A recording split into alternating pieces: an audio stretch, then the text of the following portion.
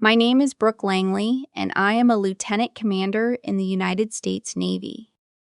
I have served 2 combat tours, earned a Navy Cross, and led a medical team through one of the worst mass casualty events in recent naval history. But on my wedding day, none of that mattered. In front of 300 guests, my father grabbed my wrist, yanked the service ribbons off my uniform jacket, and threw them on the marble floor of Holy Trinity Cathedral.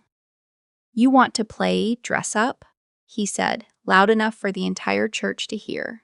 "Then play dress up somewhere else. You are not walking down my aisle looking like a government employee." He thought that would break me.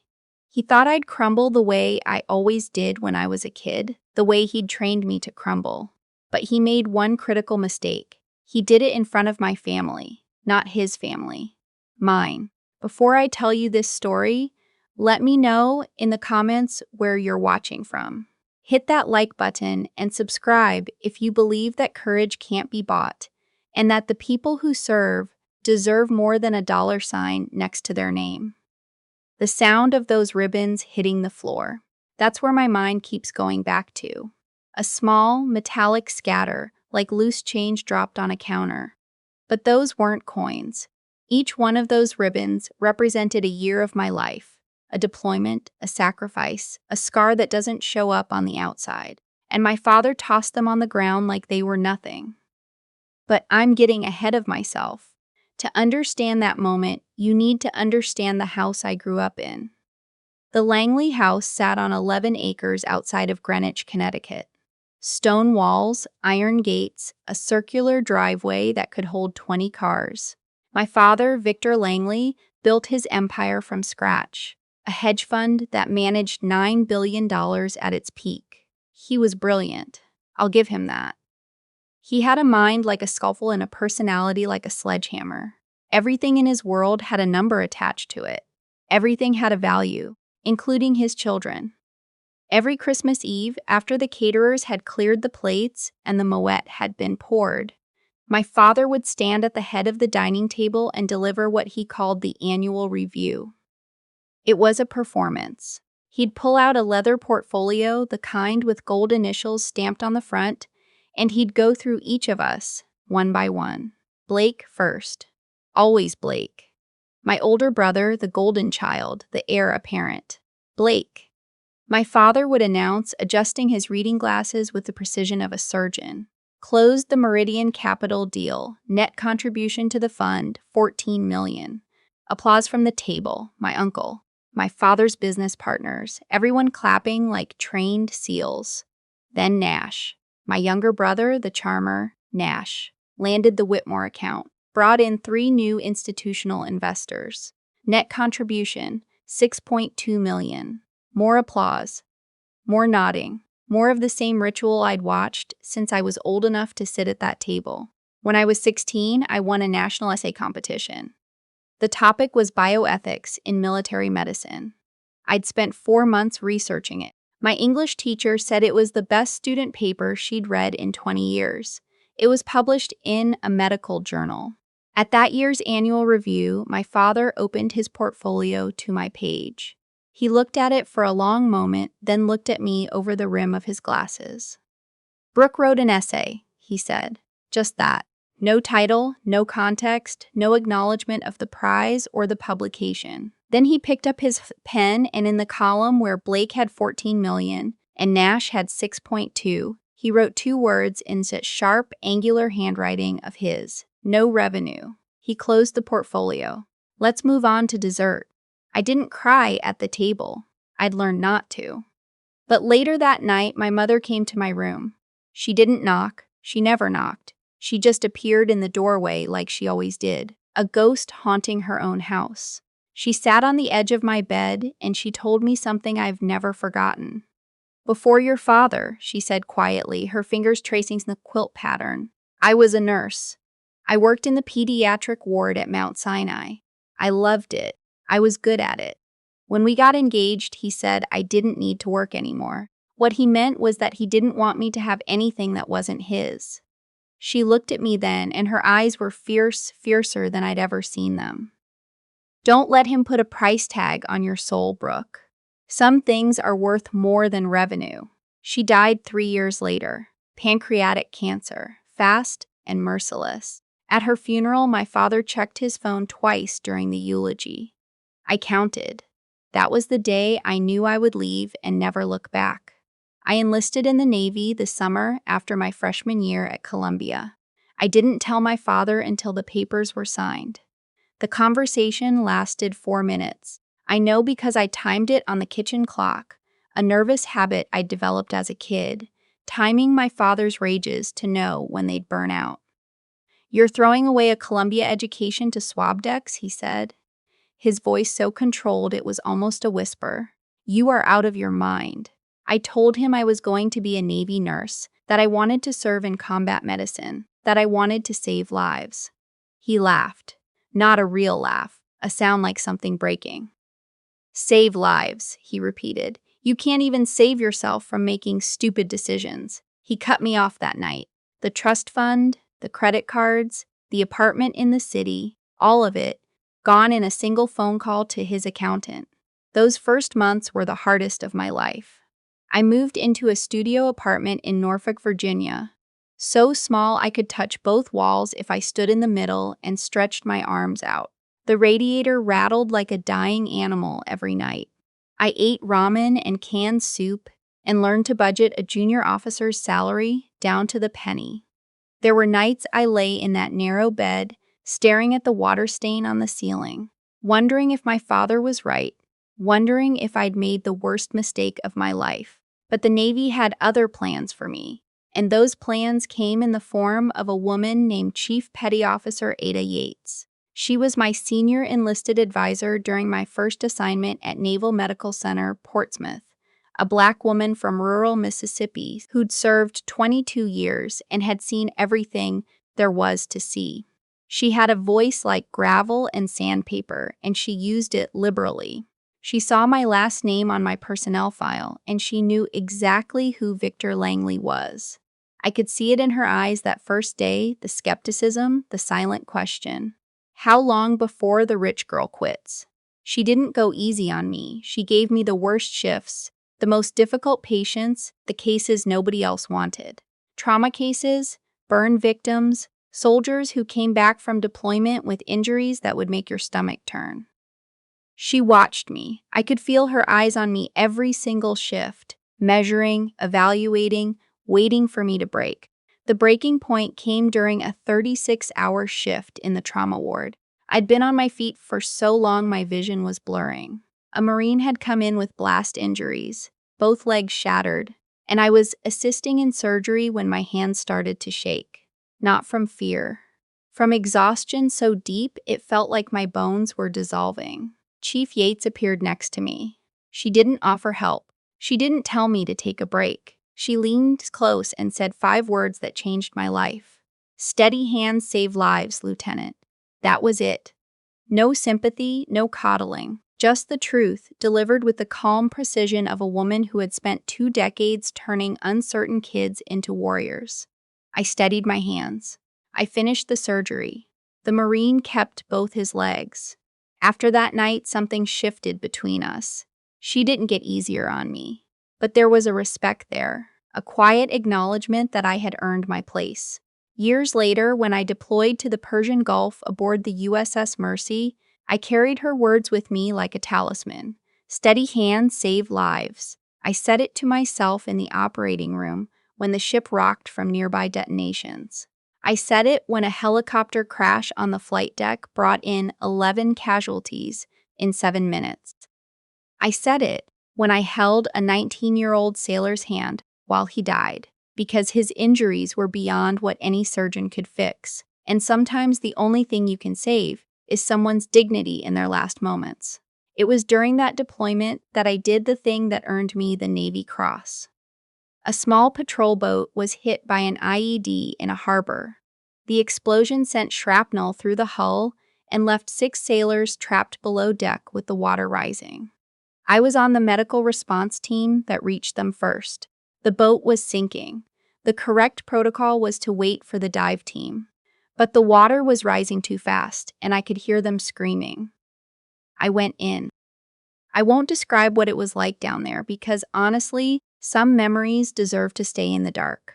What I'll tell you is that I pulled 4 of those 6 sailors out before the dive team arrived. 2 didn't make it. I still see their faces, I still know their names, and I carry them with me every single day, not as guilt, but as a promise that their sacrifice mattered. When they pinned that medal on my chest at the ceremony in San Diego, I didn't feel proud. I felt the weight of it. That weight is something my father will never understand because it can't be converted into a dollar amount. After I got back stateside, I tried one more time. One last attempt to bridge the gap. I wrote my father a letter. 7 pages, handwritten, the longest thing I'd ever written that wasn't a medical report. I told him about the deployment, about the sailors I'd saved, about the ones I'd lost.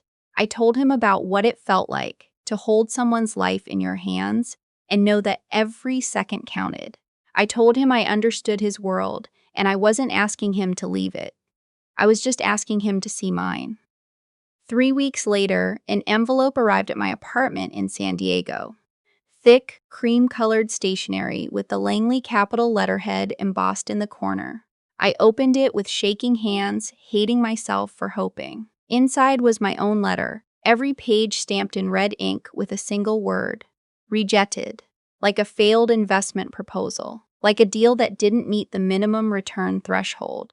I sat on my kitchen floor for an hour holding those pages, and then I folded them up and put them in a box, and I never opened that box again. If you've ever poured your heart out to someone and had them hand it back like it meant nothing. If you've ever tried to make someone see you and they refuse to look, I need you to do 2 things for me right now. First, hit that like button, just to let me know you're here with me. Second, drop the word steady in the comments below. It's the word that kept me standing when everything in my life was trying to knock me down. I met Zane at a trauma conference in Bethesda. He was a Marine, a force recon captain who'd done 3 tours in Afghanistan and had the quiet intensity of a man who'd seen the worst of the world and decided to keep fighting anyway. We were both presenting case studies on battlefield triage. I went first. Afterward, during the break, he walked up to me with 2 cups of terrible conference coffee and said, "Your protocol for the harbor extraction? I've never seen anything like it. You improvised a tourniquet system underwater?" I told him I had. He handed me the coffee and said, "I need to know how your mind works." That was our first conversation. No small talk, no flirting, no questions about my family name or my father's fund. Just 2 professionals recognizing something in each other, a shared language of sacrifice that civilians can't quite hear. Our first date was at a roadside barbecue joint outside Bethesda, the kind of place with paper plates and plastic chairs and sauce that stains your clothes. We talked for 4 hours. He asked me what my hardest loss was. I told him about the 2 sailors I couldn't reach in time. He told me about a village in Helmand Province where his team arrived 12 minutes too late. We didn't try to fix each other's grief. We just sat with it, 2 people who understood that some wounds don't close, and that's okay. When I brought him to Greenwich to meet my father, I knew it would be bad. I just didn't know how bad. My father arranged a dinner at his club, the kind of place where the steaks cost $80, and the waiters call you sir without being asked. He spent the first 20 minutes grilling Zane about his finances. What was his salary? Did he own property? What was his 5-year plan? Zane answered every question with the same calm, measured tone he used in briefings. When my father finally leaned back and said, "So you're essentially a government contractor with a gun and no equity?" Zane just looked at him. Didn't flinch, didn't bristle. "I'm a man who protects people, sir," he said, "including your daughter." My father's smile disappeared. He wasn't used to people who couldn't be bought, and he had no idea what to do with one. 6 weeks before the wedding, the campaign started. First it was Blake, calling me with that slippery boardroom voice of his. "Dad wants to make things right, Brooke. He's willing to put $2 million into a joint account as a wedding gift." All you have to do is wear a real dress, not that uniform, and let him walk you down the aisle. It's a good deal. Take it." I told him my wedding wasn't a negotiation. He sighed like I was a client who wouldn't see reason. Then the dress arrived. A Monique Loulier shipped overnight in a box the size of a coffin. $40,000 of silk and crystal beading. It was stunning. I won't pretend it wasn't. But when I held it up and looked at it, all I saw was a contract. A terms of surrender document sewn in ivory lace. My father wasn't offering me a dress. He was offering me a costume, an outfit to wear while I played the role of the obedient daughter one last time. The next morning, I drove that dress to an organization called Brides for Heroes. They provide free wedding gowns to military brides who can't afford them. I walked in, set the box on the counter, and said, "Someone who earned this should wear it." I left a note inside. "For a woman who knows that strength is the most beautiful thing you can wear." I drove home with the windows down and the radio up and felt lighter than I had in months. The night before the wedding, there was no bachelorette party. My people gathered at the small house Zane and I were renting outside Annapolis. We sat on the back deck with a cooler of Yuengling and a fire pit and the kind of silence that only exists between people who've trusted each other with their lives. My maid of honor was a helicopter pilot I'd served with on the Mercy. My bridesmaids were 2 nurses from my trauma unit and a Marine sergeant who'd carried me out of a collapsed building during a training exercise. Nobody mentioned my father. Nobody mentioned the dress. We told old stories and laughed until our stomachs hurt.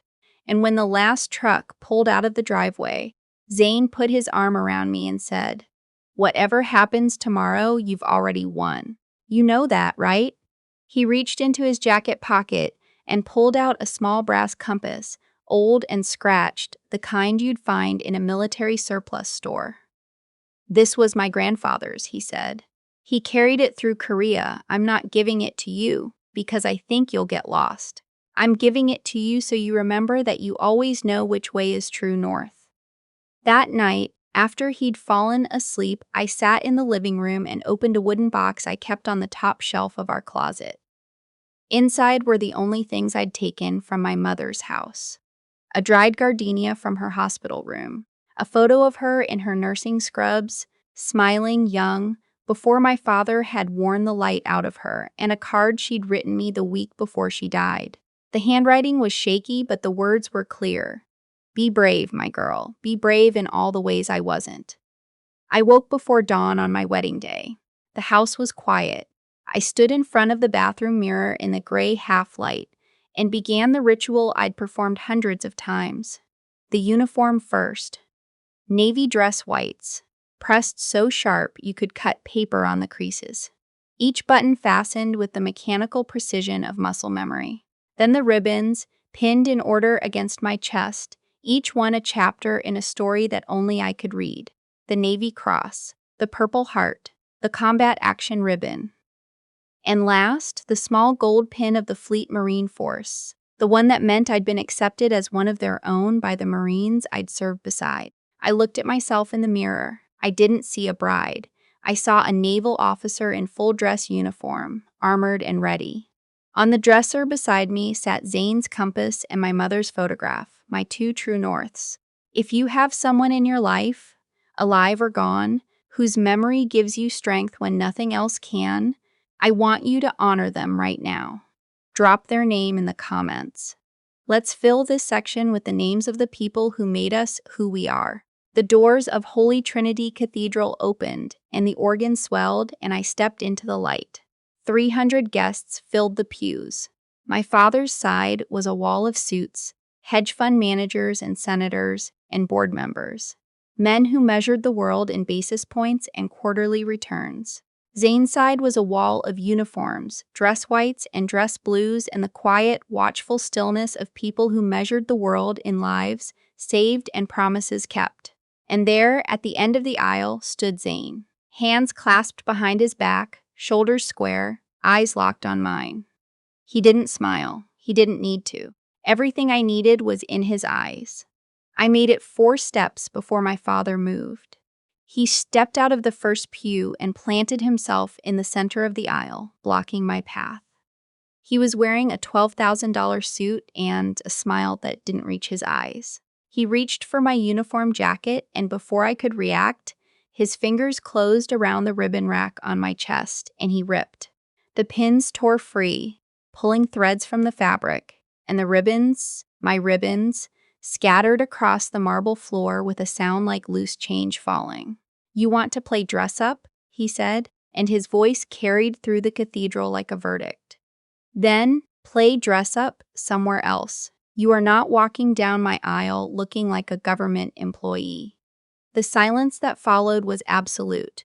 I could hear the candle flames flickering. I could hear the faint hum of the HVAC system somewhere above the vaulted ceiling. My father's cologne, Tom Ford, $200 a bottle, filled my nose. He leaned closer. "You're done embarrassing this family," he whispered, his breath hot against my ear. "You and your little soldier boyfriend can have your pathetic ceremony somewhere else. This cathedral was paid for with my money. You don't walk this aisle unless you walk it on my terms." For one terrible second, I was 16 again. Standing at that dining table, staring at the words "no revenue" written next to my name, feeling myself shrinking, disappearing, becoming nothing. The old reflex surged through me, the impulse to fold, to apologize, to make myself small enough to fit inside his approval. And then I heard it, not out loud. Inside my head, in that place where the voices of the people who shaped you live forever. Chief Yates, "Gravel and sandpaper. Steady hands save lives, Lieutenant." I straightened my spine. I lifted my chin. I looked my father dead in the eyes, and I did not blink. Zane moved before anyone else could breathe. He didn't run, didn't shout. He simply stepped forward with the fluid economy of a man trained for precision under fire and placed himself between my father and me. A wall. A living barricade.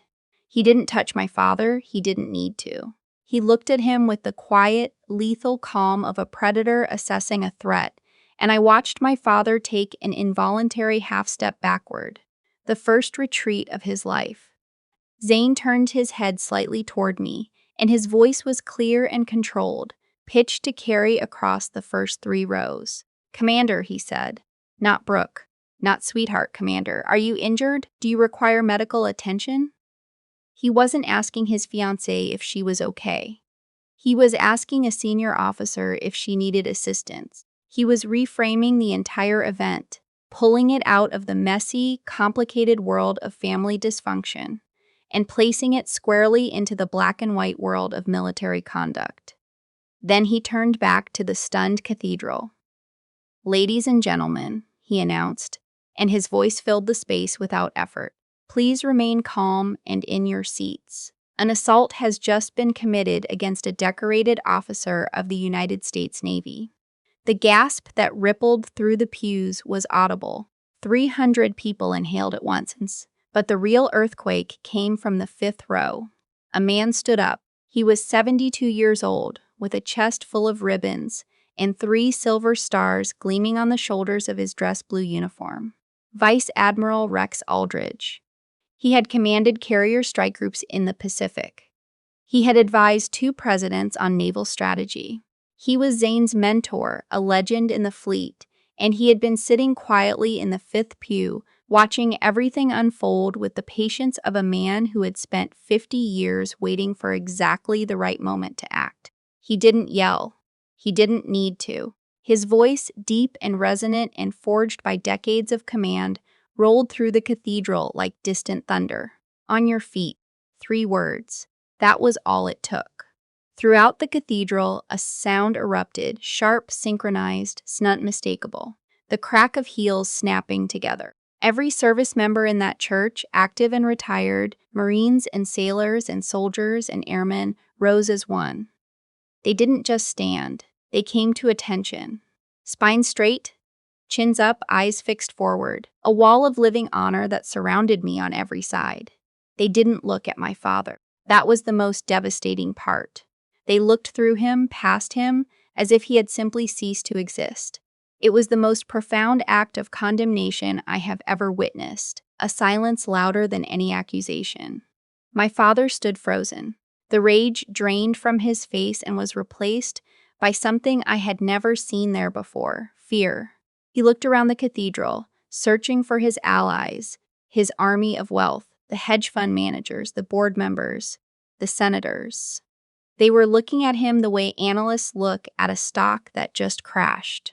He was a liability now, a volatile asset, a man who had lost control in the most spectacular way imaginable, in front of the very people whose respect he needed most. He looked at Blake. My brother was staring at his shoes, his face pale, his body language screaming that he wanted to be anywhere else on Earth. Nash was the same. They were lieutenants who wouldn't go down with a captain who'd torpedoed his own ship. My father turned. He walked back up the aisle alone, not with the confident stride of a king leaving his court, but with the slow, heavy steps of a man who had just lost everything that couldn't be measured in dollars. No one moved. No one spoke. The only sound was his footsteps on the marble, growing fainter, growing smaller, until the heavy oak doors closed behind him and he was gone. I stood there for a moment in the silence. Then I knelt down and one by one picked up my ribbons from the marble floor. Zane knelt beside me and helped, handling each one with the reverence of a man who understood exactly what they cost. We pinned them back together. They weren't perfect. Some of the threads were pulled, some of the pins were bent, but they were mine. I walked the rest of that aisle with my head high and my ribbons crooked and my heart so full I thought it would crack open. When I reached the altar, Zane took my hand and we turned to face the chaplain together. Father Brennan, a Navy chaplain himself, a man who'd served 2 tours in Iraq, looked out at the congregation with eyes that held both sorrow and grace. "We have witnessed something today," he said, his voice calm and warm. "We have seen what it costs to stand, and we have seen what it means to be surrounded by people who will stand with you. Let us now celebrate the love that makes that courage possible." When we said our vows, every word carried a weight that went beyond tradition. When I said I would honor him, I wasn't reciting a script. I was making a battlefield promise. And when Zane said he would protect me, every person in that church knew it wasn't a metaphor. At the reception, in a converted historic armory with exposed brick walls and candlelight, Blake approached me. His tie was loosened, his composure cracked at the edges. I braced for an apology. I should have known better. "The fund's going to take a hit," he muttered, not meeting my eyes. "Dad's reputation is everything. You know that. The board's already asking questions."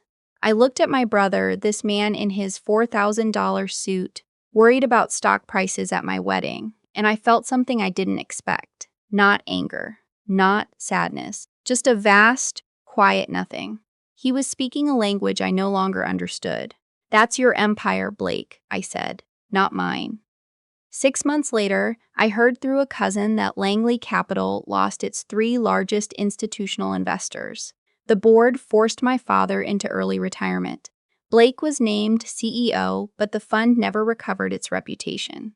The man who measured everything by its dollar value learned, too late, that the most expensive thing in the world is the respect you destroy in public. That was the karma the universe delivered. And I'd be lying if I said I didn't feel a quiet satisfaction when I heard. For our first dance, Zane leaned over to the band leader and whispered something. The man's eyebrows shot up, but he grinned and nodded. The opening chords that rang out weren't a waltz. They were the raw, driving riff of Rooster by Alice in Chains. A song about a soldier, about survival, about refusing to die. Our people understood immediately. They formed a circle around us, not as spectators, but as participants. We didn't slow dance. We held each other and swayed and laughed. And I felt, for the first time in my life, completely and absolutely free. That night, on the balcony of our hotel room, Zane wrapped his arms around me from behind, and we looked out over the Chesapeake Bay. The water was black and still, dotted with the distant lights of ships. "Does it still hurt?" he asked quietly. I touched my chest where the ribbons had been torn away, where the pins had left small puncture marks in the fabric of my uniform. Tiny holes, almost invisible. I thought about my mother's card. Be brave, my girl. I thought about Chief Yates. Steady hands. I thought about the 2 sailors whose names I carry with me every day, and about the 4 who came home because I refused to wait for the dive team. No, I said. And I meant it. A year later, on the anniversary of my mother's death, I drove to the cemetery in Connecticut where she was buried. It was October, and the maples were burning red and gold. I sat in the grass next to her headstone and read her a letter I'd written. Hi, Mom, it's me. I made it. I built my own thing, my own empire, and it's not made of money or marble. It's made of the people I've saved, the ones I've served beside the man I married, and the promise I made to myself a long time ago that I would never let anyone put a price tag on my soul. You told me to be brave. I was. I am.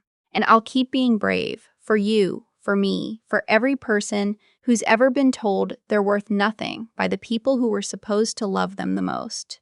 3 years later, now a full commander, I was asked to speak to a class of newly commissioned ensigns at the Naval Academy. Young faces, bright eyes, that same cocktail of confidence and terror I remembered so well. I didn't tell them about my wedding. The lessons mattered more than the events. I looked at those young officers, the future of our Navy, and I gave them the only piece of intelligence that ever truly mattered. People will try to assign you a value, I said, and my voice carried the conviction of a woman who had earned every word. They'll put a number next to your name. They'll try to fit you into a column in their spreadsheet. Don't let them. Your worth isn't defined by their applause or their approval. It's defined by what you do when no one is watching.